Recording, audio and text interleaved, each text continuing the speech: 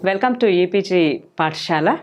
I am Dr. B. Vani, reader in Sanskrit, retired principal, Sarojini Naidu Vanita Mahavidyalaya.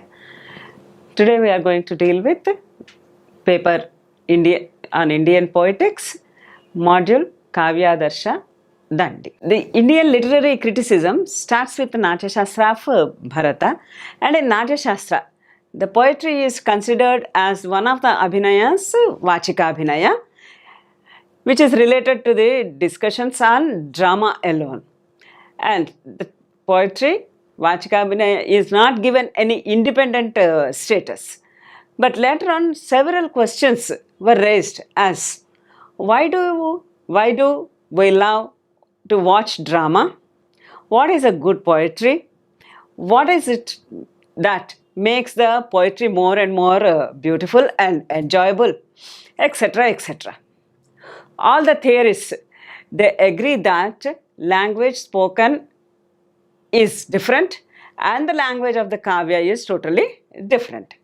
They felt that sound and sense, that is shabda and artha, are the body of the kavya, and alankaras add beauty to them. Like the human body is decorated with the ornaments, the body of the kavya, which is of shabda and artha, is adorned with the figures of speech, that is alankaras. This theory is called Alankara school of thought. The early history of Sanskrit poetics started with the theory of Alankara, and this theory was slowly developed into a system by Bhamaha and Dandi. The early rhetoricians, Bhamaha, Dandi, Vamana, who developed the theory of Riti, they are all said to be belonging to the Prachina school of thought. And Anandavardhana, he revolutionized the thought process.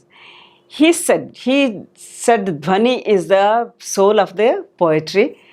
He developed the Dhvani theory, and later on Abhinavagupta, Vishwanatha, Jagannatha, Mammata, etc., all other poetics, critics, they all followed Anandavardhana and they followed the same system. They are all considered to be belonging to the Navina school of thought. Dandi and Bhamaha, they both belong to almost the same period, who acknowledged the importance of Alankara in the Kavya so much as they considered it as the soul of the poetry. There's a big controversy, of course, again on the date of these two critics, but both of them lived in the same period, but quite far from each other. Bhamaha wrote Kavya Alankara and Dandi had written Kavya Darsha. There are so many remarkable similarities there, and at the same time there are a lot of controversies also. Dandi's Kavya Darsha, which is of 7th century, is a very significant text on the subject, and it deals with a wide range of subjects concerning the Kavya. Along with Kavya Darsha, he has written two more texts also, which are called Avanti Sundari Katha and Dashakumara Charita. Dashakumara Charita has gained a lot of popularity, which is because it was a prose text and the story is very, very interesting story and gained a lot fame for Dandi. And now let's go into the details of Dandi's Kavya Darsha. There are 660 karikas divided into 4 chapters. Karikas are like the formulas, a short form of the poem. The first chapter consists of purpose of the poem, source of the poetry, definitions and types of poetry and their characteristics, and the characteristics of Mahakavya, epic poem, and the poetic diction, margas and merits. The second chapter deals with 35 to 36 alankaras. Third chapter is on Shabdalankara, defects of poetry, prahelikas, etc. The third chapter is considered by some people as divided into 4 sections, but mostly it's 3 chapters only. The famous quotation of Dandi, which is very much regarded not only in the poetic side but in the scientific world also, they accept this statement. He says, idamanda tamah krusnam jayeta bhuvanatrayam yadi shabdahvayam jyotihi asamsarat na deepyate. If the light named the word shabda has not been shining in the whole world, in the samsara, in the Vishwam, in the universe, the entire three worlds would have been blind darkness. The Shabda is making all the three worlds shine. This is what they accepted and regarded as a source for science, in not only by the poetics but also the scientists. He defines kavya like Taihi shariram cha kavyanam alankarascha darshitah. First of all, he says that the early critics have already shown what constitutes the body and what are the embellishments of the poetry.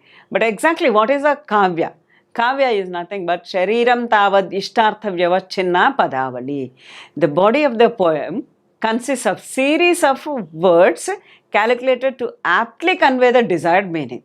The meaning should be aptly convey the meaning, the sense, the sentiment, the rasa. Then only it can be considered as a kavya. Now, after dealing with giving the definition of the kavya, he elaborately discusses what are the general characteristics of a mahakavya. By then itself, there are some kavyas are considered as a great poems, and they are called as mahakavyas, panchamahakavyas. And what is a quality in them which is causing them to be called as a mahakavya? This was deeply discussed by Dandi in his Kavya Darsha, and he gave an elaborate description how one can make it a epic poem. It should be Sargabandho Mahakavyam Ashir Namaskriya Vastu Nirdesho Vapi Tanmukham. Epic poem, a mahakavya, should be composed in cantos. That's a chapter by chapter, chapter by chapter, like that. Every episode has to be divided into sections, and the very importantly, Ashir Namaskriya Vastu Nirdeshaha Vapi Tanmukham. The epic poem, for that matter, any literary composition should start with Ashih, a benediction, or Namaskriya, or a salutation, or Vastu Nirdesha. Our main theme of the composition should be given, a small indication should be given. This is mainly important in a mahakavya. And the mahakavya should spring from the historical incident, itihasa kathodbhutam. From it has to be raised from the itihasas, like Raghuvamsha of Kalidasa. Kiratarjun is taken from Ramayana. Kiratarjuniyam of Bharavi, which is considered as mahakavya, one of the Pancha Mahakavyas, is taken from Mahabharata. Like that, the epic poem should have its base in a historical incident. Itaradva sadasrayam. Or if it is something different from the Ramayana Mahabharatas, it should have a sadashrayam. It should give a proper message, like that of Buddha Charita, story of a great person. And Chaturvarga Falayattam, Chatura Udatta Nayakam. According to Indian context, the scholars, the critics, they say that Kavya should always have a message to be given to the people. It should not be just a time pass thing, but it should be a message giving thing. That's why Vedas are called as Prabhu Samhitas, Ramayana Mahabharatas are called Mitra Samhitas, Kavyas and dramas, they are called as Kanta Samhitas. Everywhere there should be a underlying message should be there to lead a good life.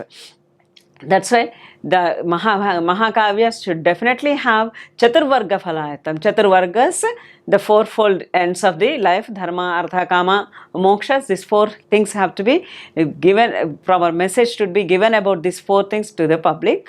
And the hero should be always a clever person, Udatta, and a noble person.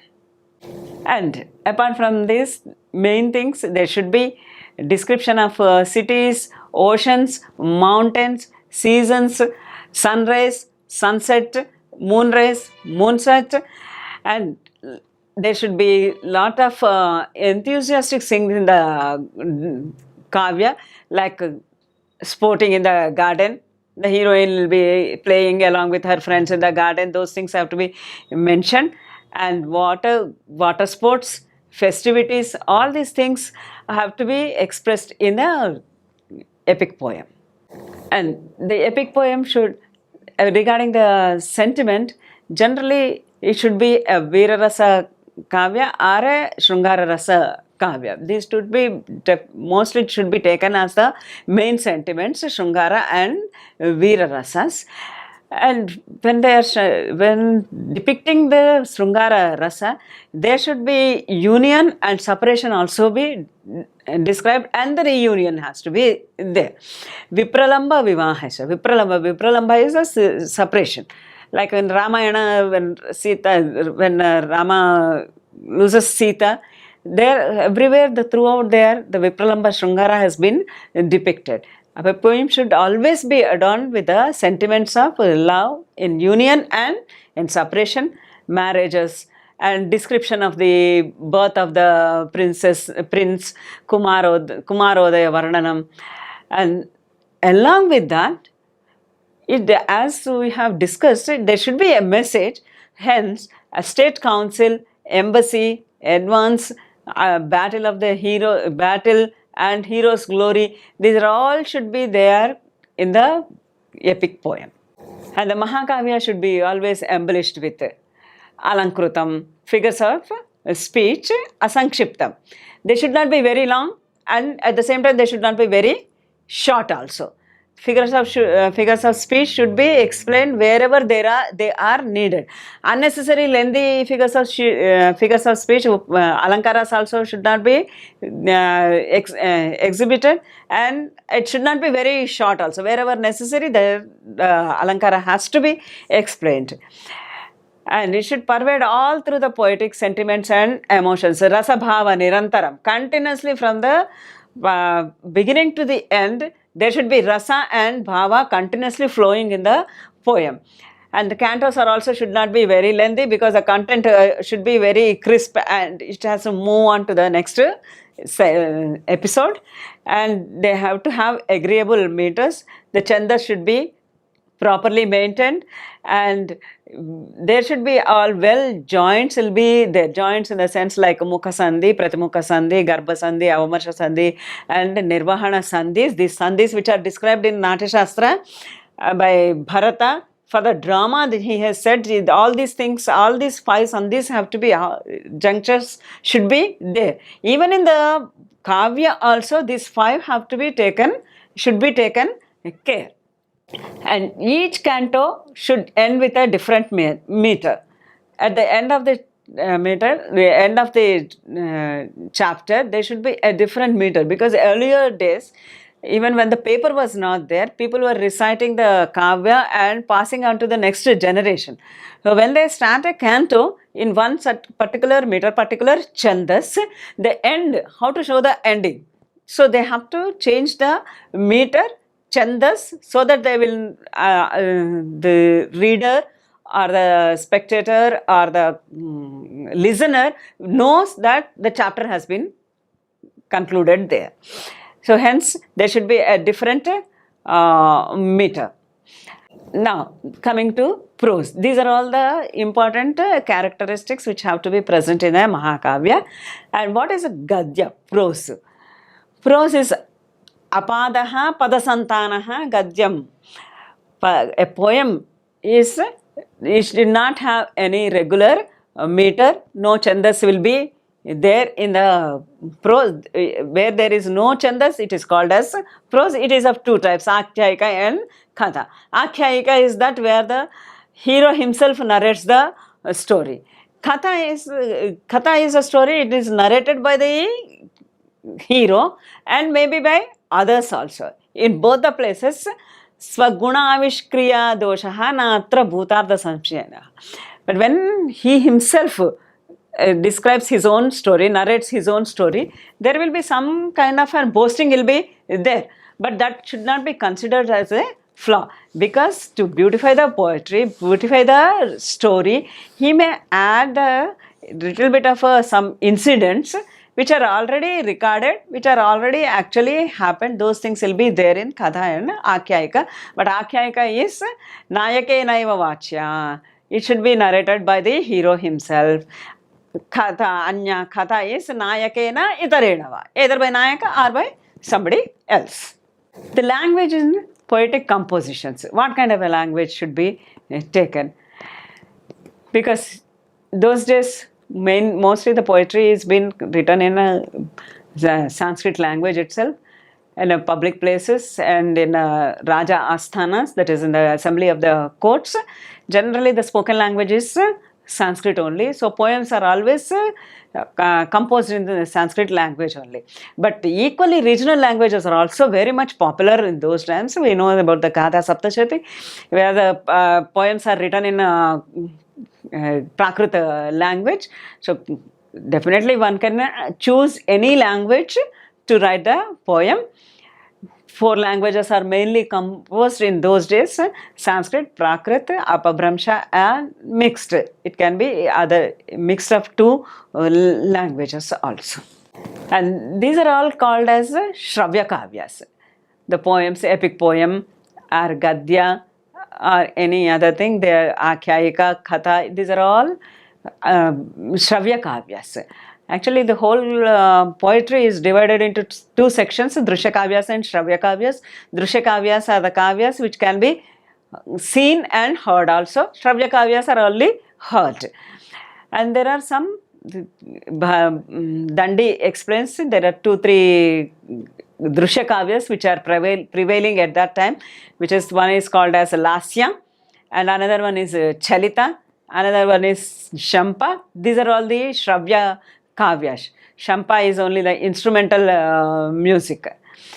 And the rest of the Kavyas are all called as Shravya Kavyas. Dandi, actually he belongs to the Alankara period, but he focuses more on gunas and he describes 10 such qualities which makes the soul of the poetry. And he divides the style of the poetry into two varieties, Vaidarbhi and Gaudi. And he gives the qualities, 10 qualities which are suitable for the Vaidarbhi style. And he says that the opposite of all the Vaidarbhi style are called as Gaudi style. These 2 are about the places, the language spoken from in Vidarbha country and Gaura country, how they are speaking. In the same way, they will be having their influence in the poetry also. 10 such gunas are being explained by Dandi in his Kavyadarsha: Shlesha, Prasada, Samata, Madhurya, Sukumarata, Arthavyakti, Udaratva, Ojaha, Kanti and Samadaya. These are the 10 gunas considered as the soul of Vaidarbhi style and Gaudi style are being explained. One of the gunas, he explains it like this: Madhurya Guna. Madhurya Guna is nothing but the sweetness. He defines Madhurya Guna as Madhuram Rasavatvachi Vastunyapi Rasastitihi Yena Madayanti Dhimantaha Madhuneva Madhuvrataha. Madhurya, the word's meaning itself is the sweetness. In Madhurya Guna, for explaining the sentiment of love, affection, Srungara, Madhurya style of words have to be used. Sweet is its sentiment, because Madhurya sentiment itself is the sweet, which exists in words. And learned people will get delighted with the Madhurya Guna described in the Srungara Rasa Varnana, because like how the honeybee enjoys the honey, all the people, they enjoy Madhurya Guna in the Srungara depiction. Agramya Guna, he says, the words also should always be absent with the coarseness. Coarseness should never be there in the poem. Either depicting the Srungara Rasa or Veera Rasa, anywhere, the coarseness, harshness of the words should never be there. He defines as कामं सर्वोऽप्यलङ्कारः रसम् अर्थो निषिञ्चति तथापि अग्राम्यतेनैव भारं वहति भूयसा. He says, though that each and every figure of speech infuse the sense of sentiment. With this statement only, mostly people consider him as not the propagander of Alankara theory, but the theory, Guna theory also. Because he says, each and every figure infuses the sense with the sentiment. For each and every sentiment, there will be one Alankara can be used. But absence of coarseness, that is a major part which carries the burden of pervading the sentiment in the poem. If the coarseness is not there, the sentiment will be calmly, quietly flowing throughout the kavya.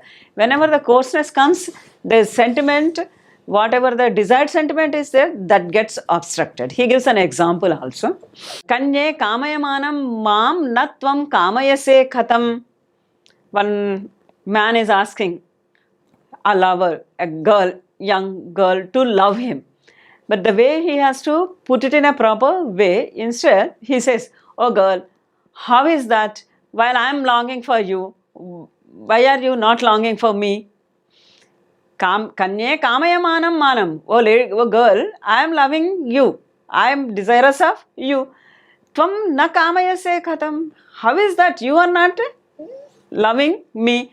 The love is a sentiment. He has to smoothly request her to love her, but not in this harsh way. Because I love you, you love me. This is not the way to request for the love. The nature of the sense here conveyed in a coarse way. Hence, it cannot evoke any sentiment. When you hear such kind of thing, the rasa of Srungara will not raise in the mind of a man of taste. Now, in the second chapter, he moves to Alankaras, poetic embellishments, figures of speech. They attributes that lend elegance to the poetry.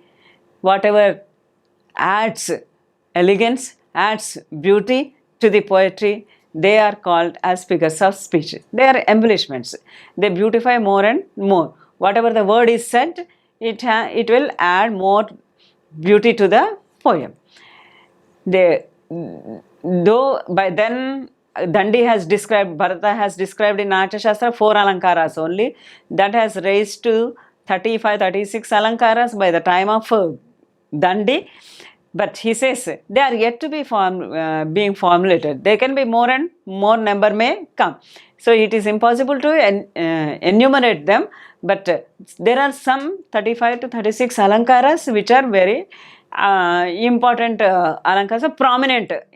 Instead of important, we can say prominent Alankaras which can be chosen.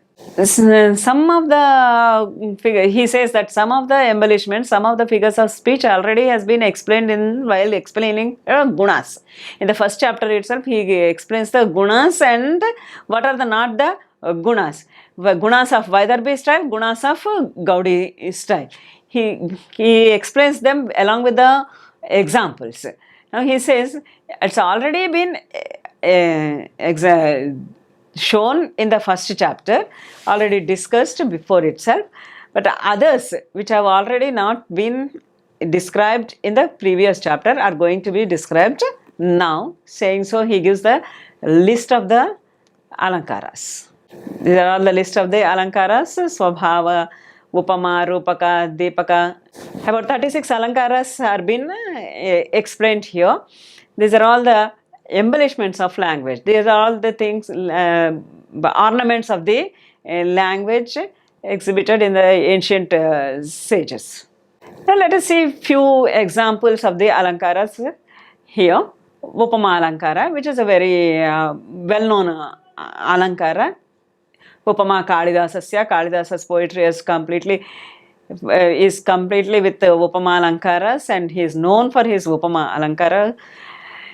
And what is that Upama Alankara? Yatha kadanchit sadrishyam yatrodbhutam pratiyate upama nama tasyaha prapanchadya pradarshate.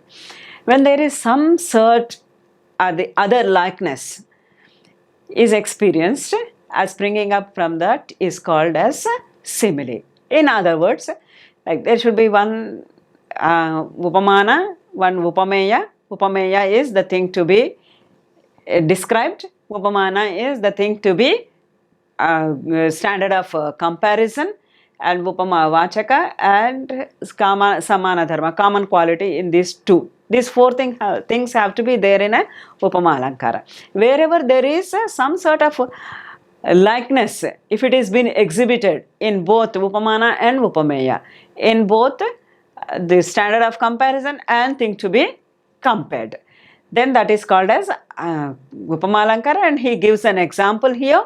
Amboruham ivatamram mugde karatalam tava iti dharmopama. He gives one example for dharmopama. Dharmopama is a purnopama, where all the four limbs of the upamalankara are there. He says that Amboruham ivatamram mugde karatalam tava. Mugde, oh beautiful young lady, Tava karatalam, your hand, your palm is amboruha iva tamram. It is tamram, red. Iva like amboruham. Amboruham, the red lotus.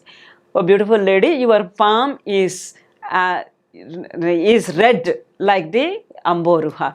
Here, the hand of the lady is been compared with the lotus flower, red lotus flower, because the palm is pinkish reddish color and the lady lotus flower is also red in color. Here all the four things are there. That is, the thing to be compared is at hand, and standard of comparison, which is amboruha, which is the best of its quality. Standard of comparison, the lotus flower, and the common quality, redness in both, redness in the hand, redness in the flower, and the word indicating the similarity, that is iva. Words like iva, vat, etc., yatha, these are all the words indicating the similarity. All these four are expressed here in this example, hence it is called as dharmopama, the simile. Another alankara, which is known as ardhantaranyasa alankara, validation, he explains it like this. He gives an example. How ardhantaranyasa alankara is as one statement is made and it has been validated by a general statement. That is the ardhantaranyasa alankara. He gives an example here like this. Payomuchaha paritapam haratyeva sharirinam. Payomuchaha means the cloud. The cloud, sharirinam paritapam haranti. It is cooling down the bodies of the human beings. The rainy clouds are moving the heat, removing the heat of the men. This is a statement. And this has been substantiated, validated by saying, Nava atmalabha mahatam paradhukkopashantaye. The mahatam, great people, they take birth only to putting down the sufferings of the others. Great people always take birth, they live for removing the sufferings of the other people. Hence here, payomuchaha, the cloud is also removing the sufferings of the heat of the sharirinam, human beings. Like this, the statement is validated by a general statement. That is called ardhantaranyasa alankara. Let us see an example, famous example of utpreksha alankara, poetic conception. Limpativa tamongani varshati vanjanan nabaha. This is the utpreksha alankara's definition. Utpreksha alankara is poetic conception.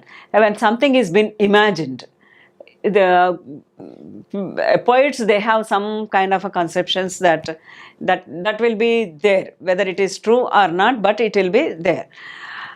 He says that the darkness, as if it anoints the limbs. He is describing, poet is describing a dark night, a very, very, very dark night, as limpati iva tamaha angani. Tamaha, the darkness is angani limpati iva. It is anointing smearing the whole body. It is that dark. He was unable to see his own hands, his own fingers and all, because the darkness is so much that it looks as if it has been smeared on the whole body.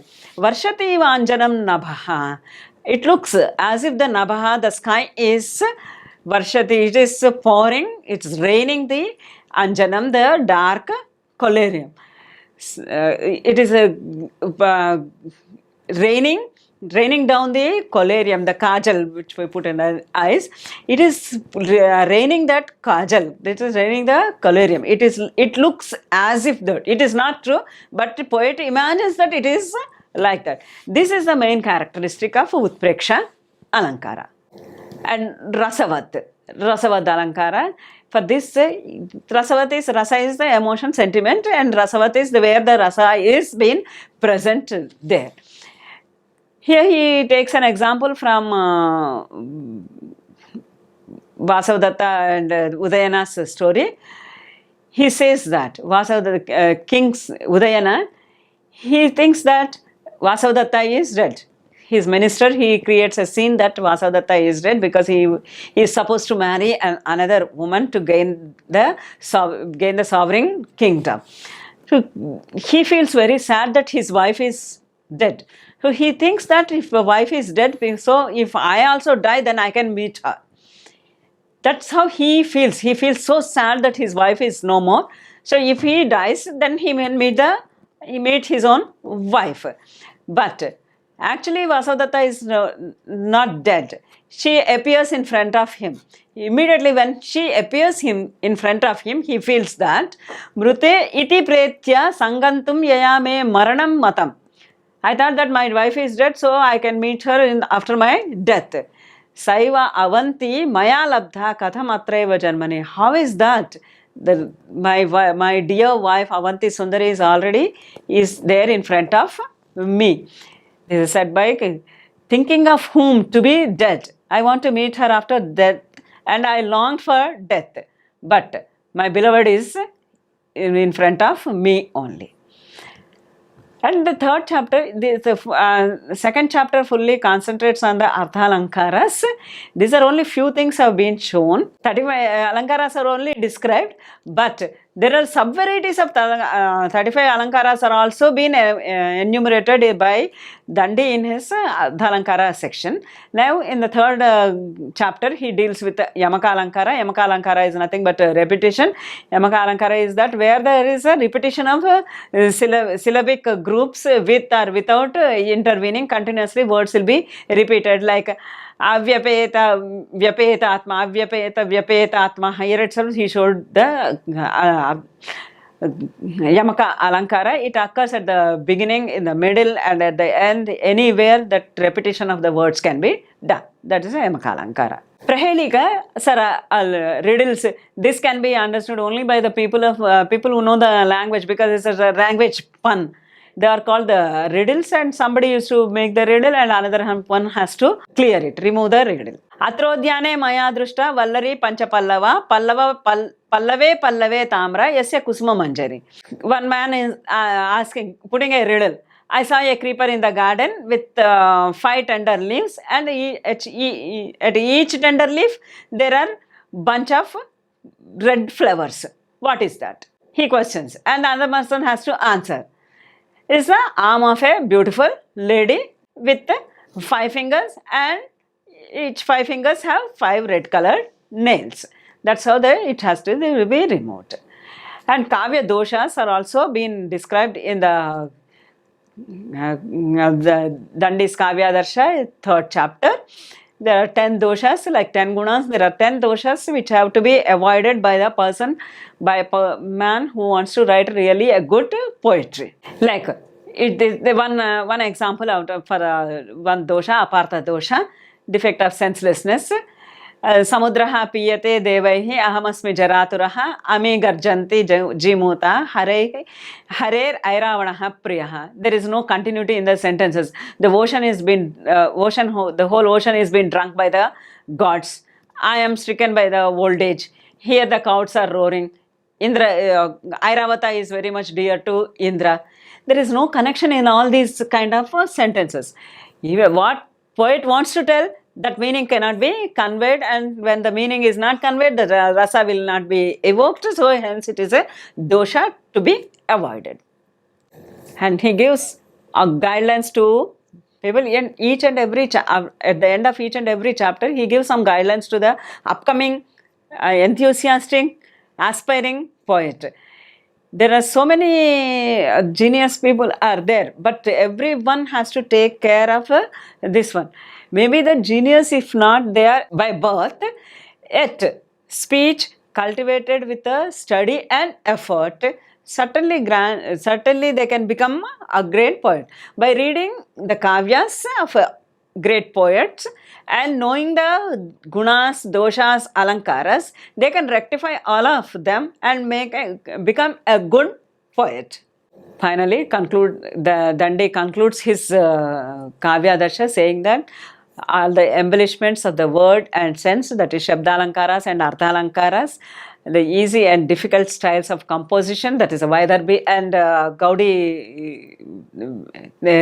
Gaudi styles, excellences and defects, gunas and doshas are all being expressed here.